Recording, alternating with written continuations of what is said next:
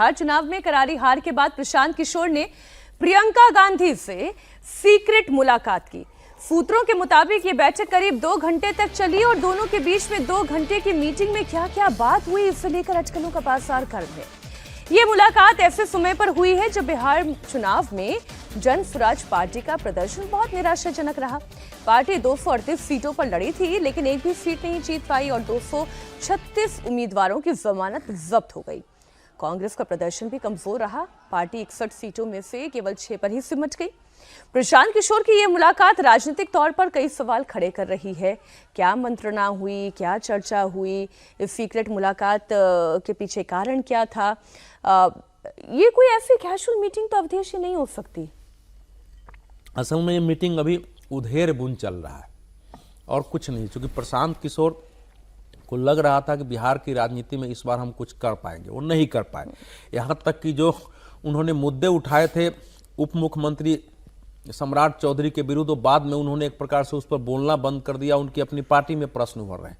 तो प्रियंका वाड्रा से उनकी मुलाकात हुई है। वो बिहार के चुनाव को प्रियंका वाड्रा भी समझना चाह रही थी कि हम लोगों ने ये उठाया था, क्या वाकई जिसकी अभी हम लोग चर्चा कर रहे थे, जो मेरी जानकारी आई है कि क्या वाकई यहाँ है, क्या ईवीएम का इशू है, वोट चोरी में वहाँ क्या हुआ है, अब उसका आगे पता चलेगा। लेकिन कांग्रेस में ये चिंता बढ़ रही है कि कोई न कोई एक हमको ऐसा आदमी चाहिए जो चुनाव जीतने का हमको कोई मंत्र दे सके, उसमें सहयोगी कर सके। तो उसी उधेर बुन में ये विषयों को लेकर उनकी बातचीत हुई है। इस बातचीत से कोई बड़ी राजनीति का निकलेगा ऐसा मुझे नहीं लगता है। क्या प्रशांत किशोर एक बार फिर से अपने पुराने वाले ट्रैक पर ही आ रहे हैं? देखिए मीनाक्षी, कांग्रेस पार्टी के लिए चाणक्य की भूमिका प्रशांत निभाएंगे? किशोर के पीके और पीजी प्रियंका गांधी और प्रशांत किशोर, हाँ, वो कहा जाता है, उनको पीजी के नाम से बुलाया जाता है कांग्रेस के भीतर, आरजीपीजी ये कहा जाता है। पीके और पीजी के बीच में पॉलिटिकल केमिस्ट्री और इक्वेशन बहुत अच्छी रही शुरू से। जब 2017 में प्रशांत किशोर ने कांग्रेस से काम शुरू किया था, देखा था यूपी में, तब भी प्रियंका गांधी की पहल पे किया था और राहुल गांधी से भी मिले थे और प्रियंका गांधी उसमें बहुत मुख्य सूत्रधार थी। इसके बाद जो 2022 में प्रशांत किशोर और कांग्रेस के नेताओं के बीच बैठक हुई और 8-8 घंटे के प्रेजेंटेशंस हुए, वो सब प्रियंका गांधी की उसमें बड़ी भूमिका थी। और कांग्रेस से अलग होने के बाद, मतलब कांग्रेस शामिल तो नहीं हुए, लेकिन नाता तोड़ने के बाद जो उनका था, वो उन्होंने अपनी पार्टी बनाई, तब भी प्रियंका गांधी से उनका कम्युनिकेशन बना रहा।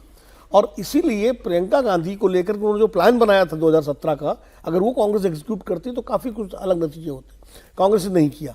तो प्रियंका और पीके के बीच में अच्छी केमिस्ट्री है और मुझे लगता है कि चूंकि चुनाव कांग्रेस भी हारी पूरी तरह से, अपेक्षित रिजल्ट नहीं आए, पीके भी हार गए, तो कई बार क्या होता है, जो मैदान में हारते हैं उनके बीच में एकता बनती है।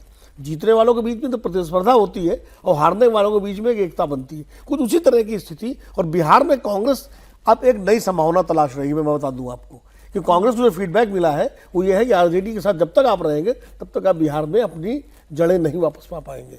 तो कांग्रेस कुछ उस दिशा में भी सोच रही है, कहीं इस मीटिंग से उसका भी कुछ रास्ता निकल सकता है।